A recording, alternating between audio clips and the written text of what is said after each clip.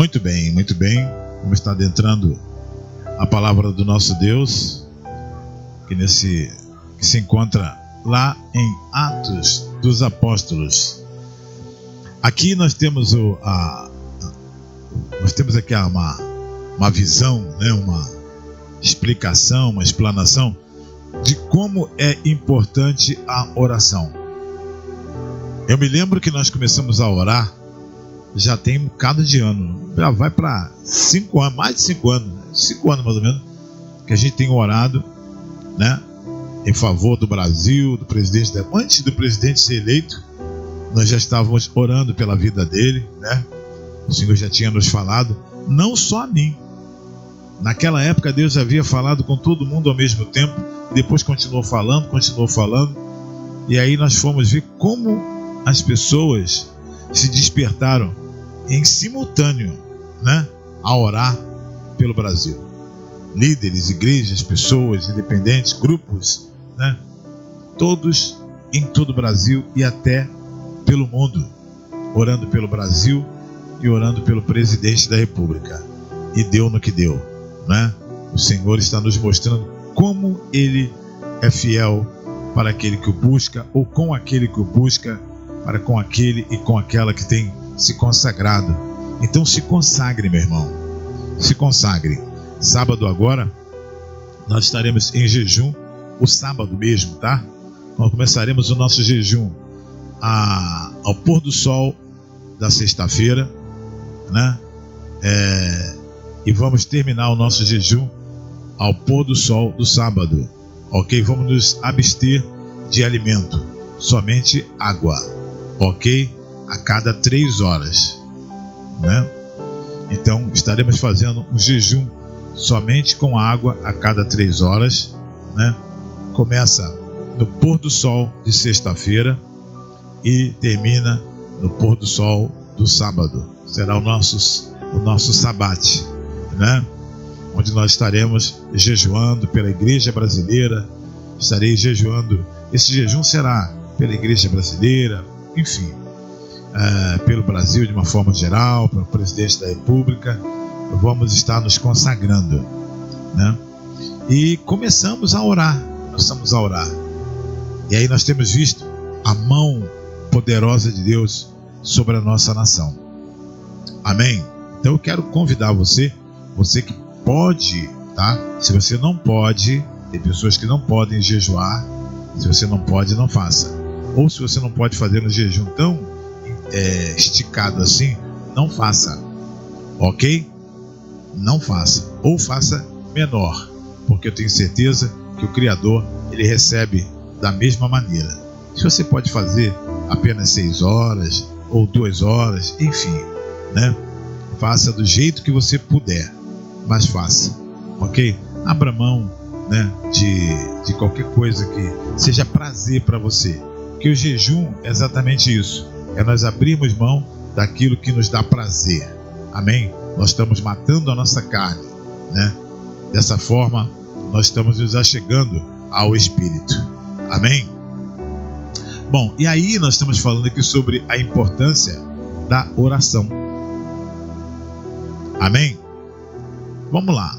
Atos dos Apóstolos, capítulo 12, diz assim, olha: nessa ocasião, a partir do verso 1, né? Nessa ocasião, o rei Herodes prendeu alguns que pertenciam à igreja, com a intenção de maltratá-los, e mandou matar à espada Tiago, irmão de João. Vendo que isso agradava aos judeus, prosseguiu, prendendo também a Pedro, durante a festa dos pães ázimos, né? Ou pães sem fermento. Tendo o prendido, lançou no cárcere, entregando para ser guardado por 4 escoltas, né, de 4 soldados, cada uma, ou seja, 4 escoltas de 4 soldados, ou seja, soma 4 vezes 4, né? Herodes pretendia submetê-lo a julgamento público depois da Páscoa. Pedro então ficou detido na prisão, mas a igreja orava intensamente a Deus por ele. Olha que maravilha! Ele estava preso e a igreja orava intensamente por ele. Estava preso, meu irmão. 4 escoltas de 4. Ou seja, 4 vezes 4. Não é isso? É muito soldado, né? Para guardar uma pessoa. Ou seja, humanamente falando, era uma causa perdida. Não é isso? Na noite anterior ao dia em que Herodes iria submetê-lo a julgamento, Pedro estava dormindo entre os 2 soldados, preso com 2 algemas, e sentinelas montavam guarda à entrada do cárcere. Quando repentinamente apareceu um anjo do Senhor e uma luz brilhou na cela. Ele tocou do lado de Pedro e o acordou. Depressa, levanta-te, disse ele. Então as algemas caíram dos punhos de Pedro. O anjo lhe disse: vista-se e calce as sandálias. E Pedro assim fez. Disse-lhe ainda o anjo: põe a capa e siga-me. Saindo Pedro o seguiu, não sabendo que era real. Ou seja, a coisa era tão, que ele estava pensando que estava sonhando. E o que se fazia por meio do anjo, tudo lhe parecia uma visão, Passaram a primeira e a segunda guarda e chegaram ao portão de ferro que dava para a cidade. Então abriu-se por si mesmo para eles, ou seja, a porta, o portão de ferro, abriu sozinha. E passaram, tendo saído, caminharam ao longo de uma rua e de repente o anjo o deixou. Então Pedro caiu em si e disse: agora sei, sem nenhuma dúvida, que o Senhor enviou o seu anjo e me libertou das mãos de Herodes e de tudo o que o povo judeu esperava. O povo queria mais um espetáculo, queria mais uma carnificina, não é? O povo do mal. Percebendo isso, ele se dirigiu à casa de Maria, mãe de João, também chamado Marcos, onde muita gente se havia reunido e lá estavam orando. Vamos parar por aqui. Queridos, desde o início, nós estamos orando em favor do Brasil. O nosso presidente, eu estou tomando isso como exemplo, porque eu quero me basear no que aconteceu ontem, a libertação do Daniel Silveira, que além de ser deputado, ou acima de ser um deputado, ou antes de ser um deputado, ele é um homem, ele é um cidadão de bem, temente a Deus, amém, chefe de família, amém, que estava preso injustamente por pedir por liberdade, preso injustamente por falar a verdade, preso injustamente por defender a família, a moral, os bons costumes, por defender a nação. Amém? O que aconteceu ontem não foi algo só de uma pessoa. Não querendo desmerecer o nosso querido presidente da República, mas aquilo ali foi uma intervenção divina, eu creio. Aquilo ali foi uma intervenção divina. Foi Deus quem encorajou o nosso presidente da República. Amém? Foi Deus que deu as estratégias no momento certo, debaixo do argumento da lei correto, seguindo a democracia. Então aquelas pessoas, elas estavam orando como nós estivemos orando desde o início. Olha quantas coisas já aconteceram desde que o presidente da República foi eleito. Tentaram matá-lo, tentaram acusá-lo de todas as maneiras, tentaram envolvê-lo de uma série de coisas, Tentaram envolver a sua esposa, a nossa irmãzinha, não é? Tentaram envolver os seus filhos, tentaram expô-los, de todo tipo, acusando-os de todo tipo de coisas, chamando-os, enfim. E no entanto, o Senhor tem os guardado. Eles têm prevalecido. Nenhuma ferramenta preparada contra eles tem prevalecido. Eu estou tomando isso como exemplo para que você possa entender, meu irmão, você que ainda não compreendeu, né, a importância da oração. Porque a gente fica se baseando muito em fatos que aconteceram, e tem gente que fala assim, mas isso foi lá no passado, Deus não faz mais assim, Deus não, essas coisas, meu irmão, Deus ainda cura o câncer, Deus ainda cura a AIDS, Deus ainda repreende demônios, sabe?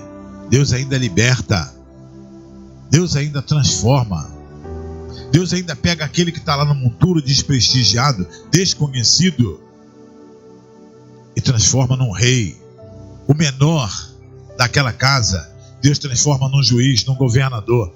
Deus ainda faz isso, sabe? Deus ainda faz isso. Olha quem era o nosso presidente da República. Um cara que falava sozinho dentro lá da Câmara dos Deputados, a Câmara vazia, porque ninguém queria ouvi-lo. Ele estava lá sozinho. Um camarada que, em meio a tantos projetos, não conseguia aprovar nenhum projeto.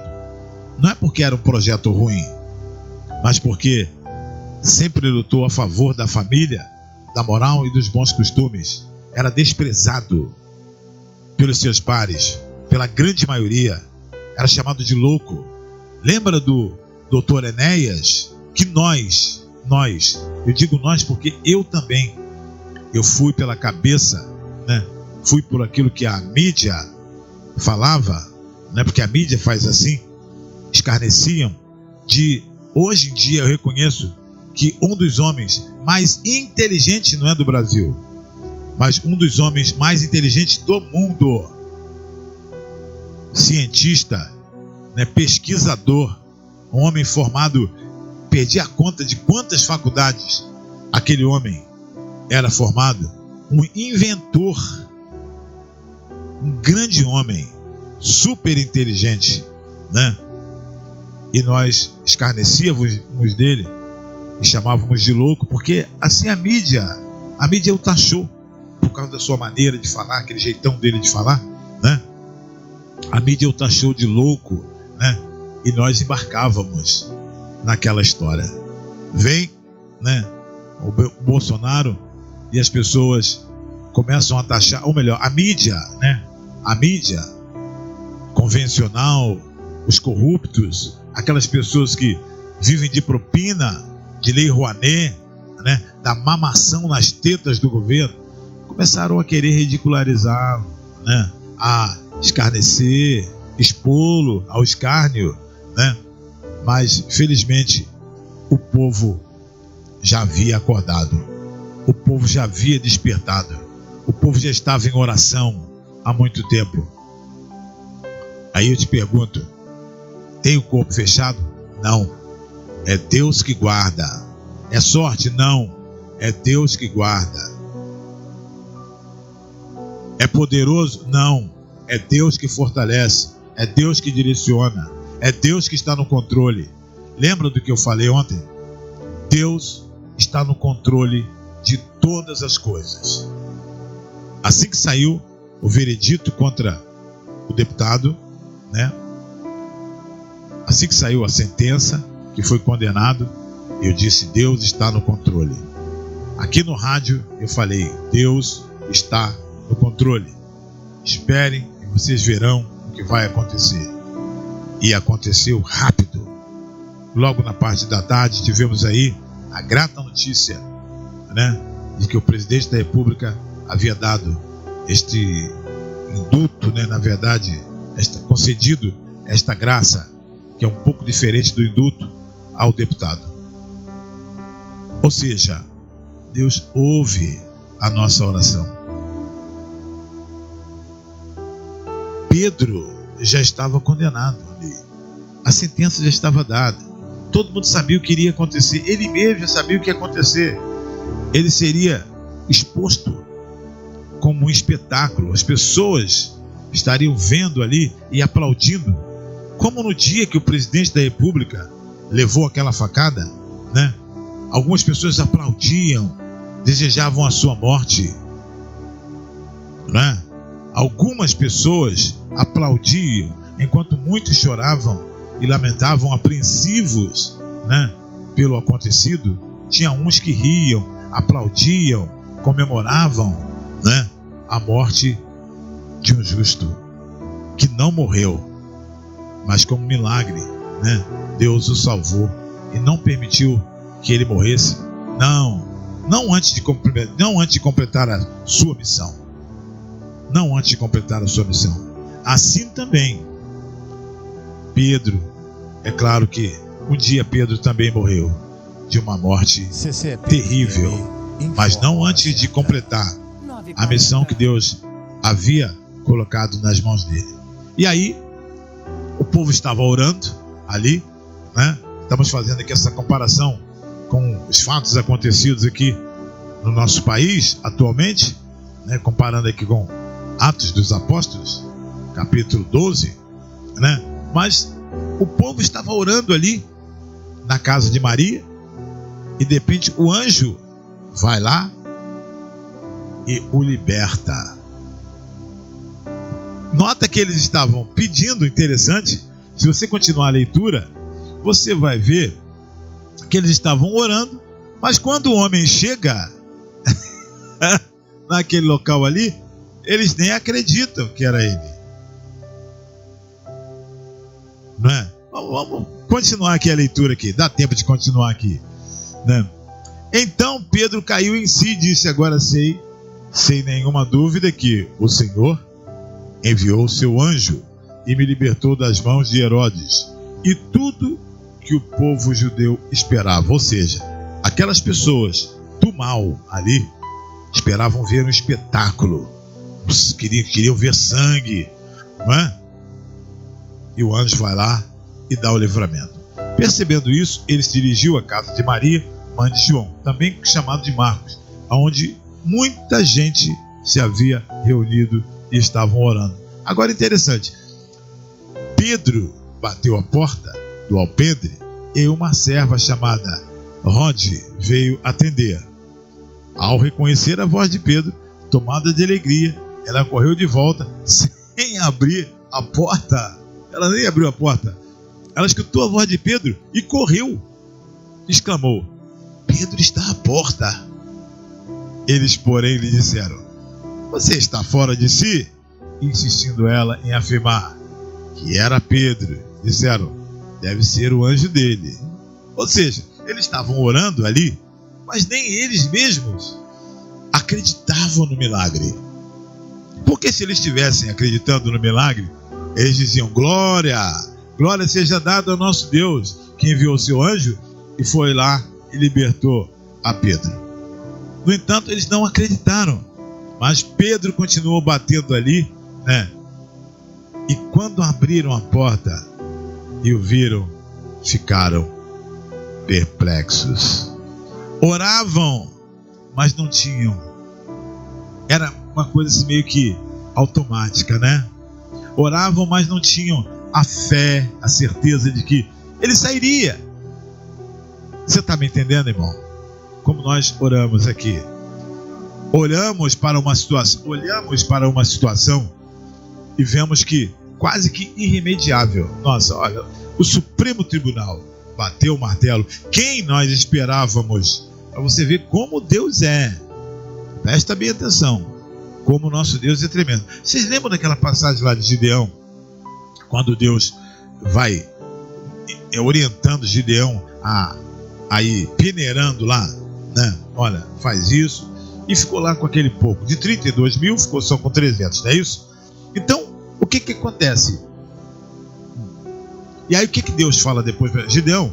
Olha, eu estou fazendo isso porque se eu permitir que todo esse povo vá, vocês não darão crédito a mim. Vocês dirão que venceram pela sua própria força. Não é isso? Então, meu querido, quando A sentença já havia sido dada, já estava decidido que Pedro seria exposto, né? Escarneceriam e o matariam ali perante o aplauso do público, não é isso? Já era, muitos já tinham morrido da mesma forma, não é isso? Ele seria o próximo. E aí Deus fala assim: não, agora não, ainda não é a hora. Então Deus vai lá e intervém, e o milagre acontece. Percebe? A mesma coisa aconteceu ontem. Então eu quero chamar a sua atenção sobre a importância da oração. Talvez, meu amado, talvez, minha amada, você esteja orando por uma pessoa, por alguém, por uma causa, por uma necessidade há tanto tempo. Talvez você esteja pedindo, intercedendo por alguém há tanto tempo. Talvez o martelo já tenha sido batido, o veredito já tenha sido dado, o médico já tenha dado aí o diagnóstico, que muitas vezes, como eu sempre digo aqui, vem na forma de uma condenação. Talvez aquela pessoa diga que não vai voltar, ou alguém tenha dito que o seu filho não tem mais jeito, que a sua filha está perdida, não tem mais jeito, que a sua esposa não vai voltar, que o seu marido não vai voltar, que a sua vida não vai mudar. Talvez você tenha ouvido tudo isso e talvez você tenha até acreditado. Eu tenho uma novidade para você. A oração do justo, ela pode muito em seus efeitos. É o que diz a palavra do nosso Deus. A oração do justo, ela pode muito em seus efeitos. E se creres, verás a glória de Deus. Não é a glória do homem, a glória de Deus. A glória de Deus. Você acha que o que aconteceu ontem com o deputado Daniel Silveira, por que Deus permitiu que chegasse ao extremo? É para que o homem não tomasse a glória para si. É para que nós não dessemos a glória ao homem. Sabe? No último momento, depois que já tinha sido condenado, sentenciado, Deus vai ali e muda o quadro. Claro, Deus usou uma pessoa, usou a pessoa do presidente da República, mas é assim que Deus trabalha. Deus foi ali e mudou, virou a mesa. Deus virou a mesa. Deus vai virar também a sua mesa. Deus vai mudar a sua realidade. Você crê, meu irmão? Você crê, minha irmã? Talvez você esteja orando, mas porque alguém disse para você orar. Ore porque você crê. Ore porque você confia. Ore porque você tem certeza que Deus vai mover as águas em seu favor, em favor da sua família, em favor da sua causa.